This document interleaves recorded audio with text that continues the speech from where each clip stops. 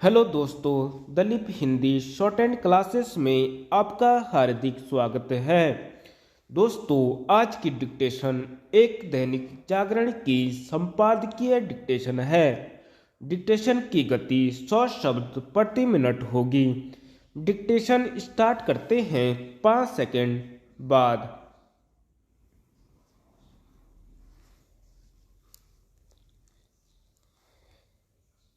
अंध विरोध का उदाहरण। राजनीतिक दल किस तरह ईवीएम पर निशाना साधने और अपनी विफलताओं का ठीकरा उस पर फोड़ने के लिए उतावले रहते हैं। इसका ताज़ा उदाहरण है बसपा प्रमुख मायावती की यह मांग कि हर चुनाव इलेक्ट्रॉनिक वोटिंग मशीन के स्थान पर मतपत्र से कराए जाएं। उन्होंने यह मांग एक ऐसे समय की जब चुनाव आयोग रिमोट इलेक्ट्रॉनिक वोटिंग मशीन से मतदान का परीक्षण करने जा रहा है। रिमोट ईवीएम के उपयोग की पहल चुनाव सुधार की दिशा में एक क्रांतिकारी कदम है। इसके माध्यम से प्रवासी भारतीय मतदाताओं को वोट देने में समर्थ बनाया जा सकेगा। इससे उन करोड़ों मतदाताओं की चुनाव में सहभागिता हो सकेगी जो नौकरी, व्यापार, शिक्षा एवं अन्य कारणों से अपने घर से दूर रहने के कारण चाहकर भी मतदान में हिस्सा नहीं ले पाते। यह विडंबना ही है कि जब रिमोट ईवीएम की पहल का स्वागत किया जाना चाहिए तब उसके विरोध में स्वर उठ रहे हैं।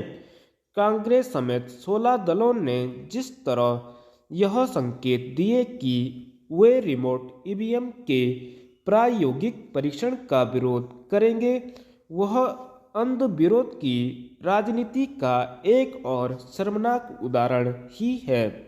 क्या यह हास्यास्पद नहीं कि रिमोट ईवीएम के परीक्षण और उसके प्रायोगिक उपयोग के परिणाम सामने आने के पहले ही उसका विरोध करने के लिए कमर कसी जा रही है। इसी के साथ ईवीएम के विरोध को भी नए सिरे से धार दी जा रही है। मायावती का बयान इसी की पुष्टि करता है। मायावती ने जनता की आड़ लेते हुए यह कहा कि उसके मन में ईवीएम को लेकर तरह तरह की आशंकाएं व्याप्त हैं।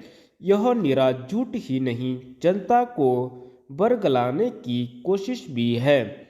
इस तरह की कोशिश पहले भी हुई है, लेकिन जनता के स्तर पर ईवीएम को लेकर कोई संदेह नहीं जताया गया। आमतौर पर वही राजनीतिक दल ईवीएम को लेकर जनता को बरगलाने की कोशिश करते हैं जो चुनाव में पराजित हो जाते हैं या फिर जिन्हें पराजय मिलने की आशंका होती है। यह किसी से छिपा नहीं कि पिछले कुछ विधानसभा और लोकसभा चुनावों में बसपा का प्रदर्शन निराशाजनक रहा है। 2014 के आम चुनाव में उसे लोकसभा की एक भी सीट नहीं मिली थी। इसके विपरीत जब वह 2019 का लोकसभा चुनाव समाजवादी पार्टी के साथ मिलकर लड़ी तो उसे 10 सीटों पर जीत हासिल हुई। बसपा प्रमुख को यह ध्यान होना चाहिए कि ये चुनाव ईवीएम के जरिए ही कराए गए थे। कम से कम उन्हें यह तो अच्छे से स्मरण ही होगा कि 2007 के जिन विधानसभा चुनाव में बसपा को अपने बलबूते बहुमत मिला था वे भी ईवीएम से हुए थे।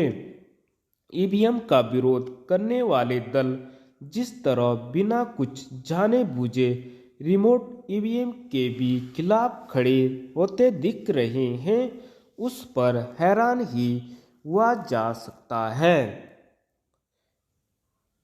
नक्सल रोधी कानून। उत्तराखंड में विभिन्न प्रतियोगी परीक्षाओं के प्रश्न पत्र लीक होने की घटनाओं पर अंकुश लगाने के लिए सरकार ने नकल विरोधी कानून बनाने का जो निर्णय लिया है वह स्वागत योग्य है। पिछले कुछ महीनों के दौरान जिस तरह एक के बाद एक प्रश्न पत्र लीक होने के प्रकरण सामने आए उससे परीक्षा आयोजित करने वाली संस्थाओं पर तो सवाल उठे ही सरकार को भी असहज स्थिति का सामना करना पड़ा। यही नहीं, बड़ी उम्मीदों के साथ अपना भविष्य संवारने के लिए प्रतियोगी परीक्षाओं की मेहनत के साथ तैयारी करने वाले लाखों युवाओं के लिए यह उनके सपने टूटने से कम नहीं किया जा सकता। इस सब को देखते हुए सरकार पिछले कुछ समय से नकल पर नकेल के लिए सख्त कानून लाने की तैयारी में जुटी थी, लेकिन हाल ही में पटवारी भर्ती परीक्षा का प्रश्न पत्र लीक होने के बाद सरकार ने इसमें अब और विलंब न करना मुनासिब समझा। यही कारण है कि मंत्रिमंडल की बैठक में इस पर सहमति बनी और इसके लिए तुरंत अध्यादेश लाने का निर्णय लिया गया। अब तक होता यह रहा कि ऐसे प्रकरणों में लिप्त लोग सख्त कानूनी प्रावधानों के अभाव में आसानी से बड़े दंड से बच जाते थे, जिससे उनके हौसले और अधिक बुलंद हो रहे थे। अब सरकार नकल पर रोक के लिए जो कानून लाने जा रही है उससे कोई सख्त प्रावधान शामिल किए जा रहे हैं। इनमें आरोप सिद्ध होने पर उम्र कैद की सजा, संपत्ति जब्त करना और जुर्माने का प्रावधान शामिल है। जल्द से जल्द इसे अमल में लाने के लिए शासन ने नकल पर रोक संबंधी अध्यादेश के ड्राफ्ट पर मंथन तेज कर दिया है।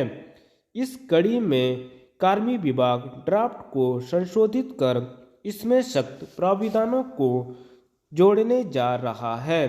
सरकार को चाहिए कि नकल विरोधी कानून के साथ ही आयोग में अभिसूचना इकाई की तैनाती सुनिश्चित करें।